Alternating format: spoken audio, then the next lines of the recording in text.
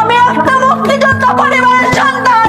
গতকাল রাতে সিলেটের কানাইঘাট উপজেলার দনা সীমান্তবর্তী এলাকা থেকে ভারতে পালিয়ে যাবার সময় বিজিবির হাতে আটক হয়েছেন আপিল বিভাগের সাবেক বিচারক শামসুদ্দিন চৌধুরী মানিক। যে অবস্থায় মানুষটাকে গ্রেফতার করা হয়েছে, আমরা তার ছবি এবং ভিডিও নিশ্চয়ই দেখেছি। তার এই ছবিগুলো টাঙিয়ে রাখা উচিত, সারা দেশে টাঙিয়ে রাখা উচিত, সরকারিভাবে টাঙিয়ে রাখা উচিত। কেউ যখন স্বৈরাচার কিংবা সরকারের দালালি করার চেষ্টা করবে, তার সামনে যেন শামসুদ্দিন মানিকের এই ছবিটা ভেসে ওঠে। 15,000 টাকায় তিনি দালালের মাধ্যমে ভারতে পালিয়ে যেতে চেয়েছিলেন, কিন্তু এর মধ্যে দুজন ছোকরা, তার ভাষায়, শামসুদ্দিন চৌধুরী মানিকের ভাষায়, দুজন ছোকরা তাকে ধরে ফেলেছিল এবং তাকে মারধর করে তার কাছ থেকে 70 থেকে 80 লাখ টাকা কেড়ে নিয়ে গেছে। কি অবস্থায় তাকে আটক করা হয়েছে তার ছবি এবং ভিডিও সামাজিক যোগাযোগ মাধ্যম থেকে শুরু করে মূলধারার গণমাধ্যমে ছড়িয়ে পড়েছে। একটা ভিডিওতে অবশ্য দেখা যায় তিনি সম্ভবত ভারতের কোনো একটা জঙ্গলে কলা পাতার উপরে শুয়ে আছেন এবং কেউ তার ভিডিও ধারণ করছে এবং তার সাথে কথা বলছে। এ থেকে আমরা বুঝতে পারি তিনি সম্ভবত ভারতে পালিয়ে যেতে সক্ষম হয়েছিলেন, কিন্তু সেখানে তিনি থাকতে পারেননি। ফলে তিনি বাংলাদেশে ফেরত এসেছিলেন এবং আবারও তিনি সম্ভবত ভারতে ঢোকার চেষ্টা করছিলেন। এই অবস্থায় তিনি আটক হয়েছেন বিজিবির হাতে। অবশ্য তাকে যখন আটক করা হয় তখনও তার কাছে 40,000 টাকা পাওয়া গেছে এবং এর সাথে দুটো পাসপোর্ট, একটা বাংলাদেশি আর একটা ব্রিটিশ পাসপোর্ট। তিনি জানিয়েছেন প্রশাসনের ভয়ে তিনি ভারতে পালিয়ে যাবার চেষ্টা করছিলেন। একদিন আগেই অবশ্য তার বিরুদ্ধে মামলা হয়েছে এবং সম্ভবত তিনি সেই ভয়েই, গ্রেফতার হবার ভয়ে তিনি ভারতে পালিয়ে যাবার চেষ্টা করছিলেন। যে অবস্থায় মানুষটাকে গ্রেফতার করা হয়েছে, আমরা তার ছবি এবং ভিডিও নিশ্চয়ই দেখেছি।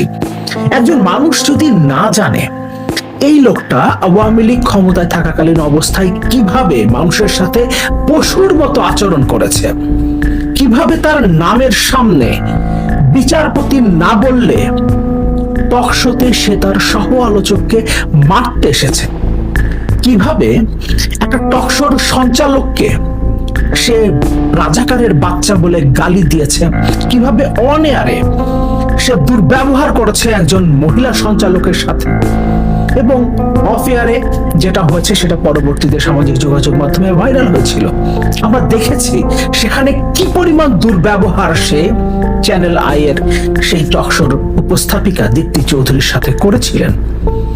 এগুলো যদি একজন মানুষ না জানে, তাহলে তার যে পরিণতি দেখে যে কেউ কষ্ট পেতে পারে। কিন্তু আমি মনে করি তার এই ছবিগুলো টাঙিয়ে রাখা উচিত, সারা দেশে টাঙিয়ে রাখা উচিত, সরকারিভাবে টাঙিয়ে রাখা উচিত।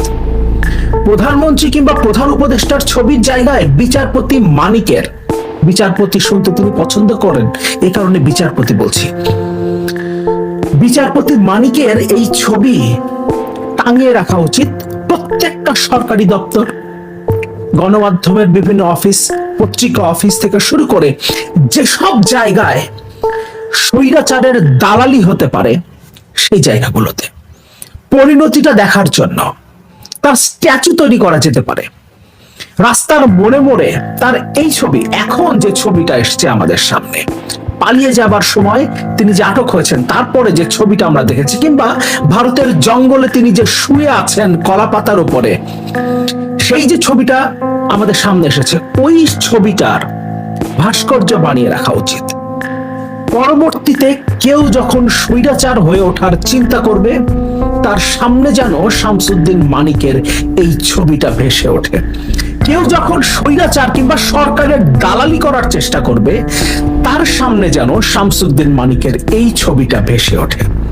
এই কারণে এই ছবিটা আমাদের সামনে সবসময় রাখা দরকার। আমি বলি সব সরকারি অফিসে শামসুদ্দিন মানিকের এই ছবি টাঙিয়ে রাখা দরকার। সকল কর্মকর্তা কর্মচারীরা যেন এই ছবিটা দেখে। স্বৈরাচারের দালাল হয়ে ওঠার যে সকল ইনস্টিটিউশন গুলো আছে, প্রত্যেকটা জায়গায় যেন শামসুদ্দিন মানিকের এই ছবিটা থাকে। আর নতুন করে কোন স্বৈরাচার যদি শেখ হাসিনার মতো দানব হয়ে ওঠার চিন্তাও করে, কিংবা ন্যূনতম স্বৈরাচারী আচরণ করার চিন্তা করে, সে যেন একবার শামসুদ্দিন মানিক চৌধুরীর এই ছবিটা তার মাথায় নিয়ে আসে এবং তার পরিণতির কথাটা চিন্তা করে। আপিল বিভাগের সাবেক বিচারক শামসুদ্দিন চৌধুরী মানিক, যিনি নিজেকে বিচারপতি শামসুদ্দিন চৌধুরী মানিক পরিচয় দিতে বেশি পছন্দ করেন, তিনি ভবিষ্যতে স্বৈরাচার এবং তাদের দালাল হয়ে ওঠার চেষ্টা যারা করবেন তাদের জন্য একটা দৃষ্টান্ত হয়ে থাকবে।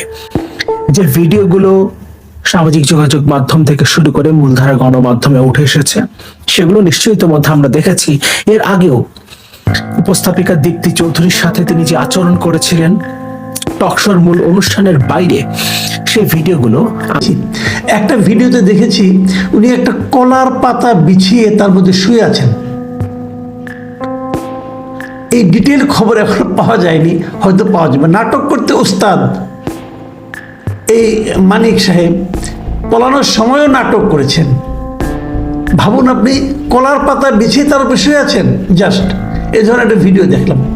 এবং তখনও তার কথার দাপট কিন্তু কমেনি। যারা তাদের ধরতে গিয়ে তাদের সঙ্গে নানা রকম কথাবার্তা বলেছেন। বিচারপতি শামসুদ্দিন চৌধুরী মানিককে আপনারা নিশ্চয়ই চেনেন।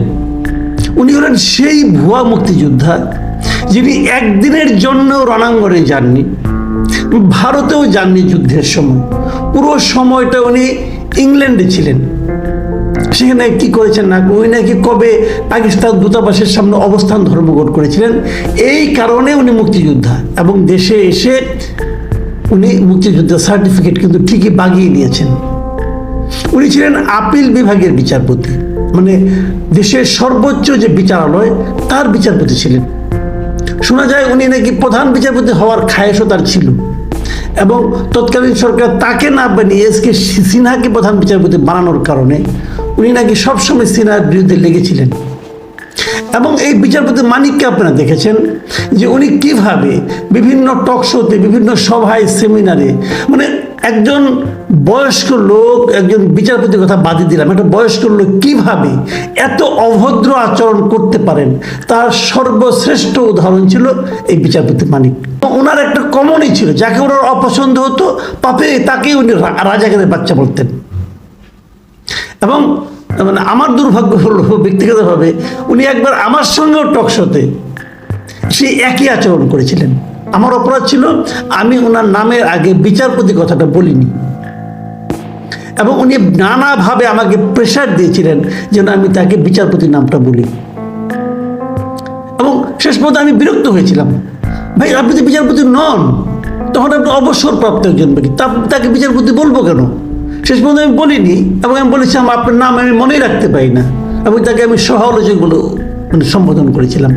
সেটা কি নিয়েছিল উনি এবং আরও কয়েকজন লোক, ওনার খুব ঘনিষ্ঠ লোক, এরা মিলে একটা 2200 পৃষ্ঠার বই বানিয়েছিলেন।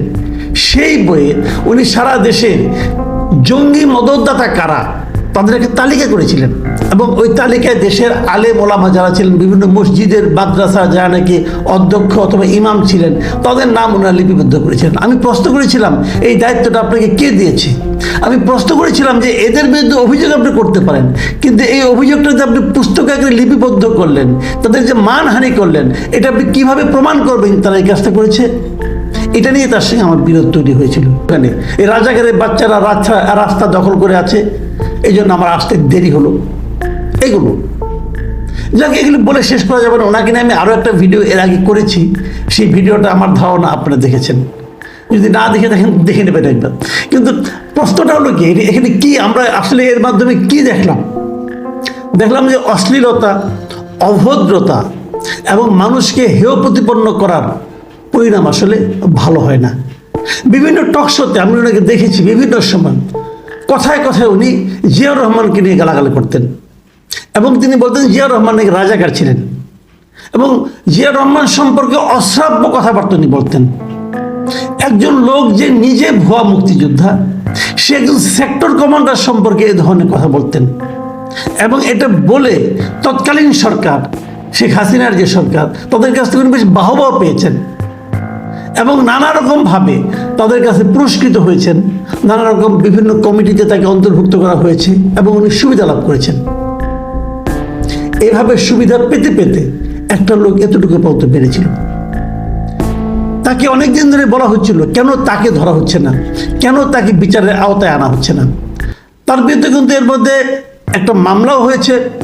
উনি যে এই যে জিয়া পরিবার নিয়ে বিরূপ মন্তব্য করেছেন, এই অভিযোগেই তার বিরুদ্ধে মামলা করেছে গত বৃহস্পতিবার, গতকালকে 22শে আগস্ট তার বিরুদ্ধে মামলা করেছে।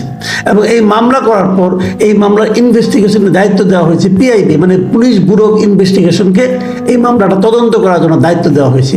এবং এর সঙ্গে আরও কয়েকজন আসামি আছেন, এর হলো হাসানুল হক ইনু, জাসদ সভাপতি, এবং ওয়ার্কার্স পার্টির সভাপতি রাশেদ খান মেনন, এবং তার সঙ্গে মানিক সাহেব, তিনজনের বিরুদ্ধে মামলা করা হয়েছে। এবং আমি মনে করি এই মামলাটা খুবই যথাযথ মামলা হয়েছে, কারণ মানুষকে, একজন মানে স্বাধীনতা যুদ্ধের একজন নায়ককে, মহানায়ককে আপনি যদি অবমূল্যায়ন করেন, তাকে যদি ক্রমাগত পাকিস্তানের চর বলেন, রাজাকার বলেন, এইভাবে বলে যদি অবমূল্যায়ন করার চেষ্টা করেন, এটা মহা অন্যায়। এই অন্যায়ের শাস্তি হওয়া প্রয়োজন।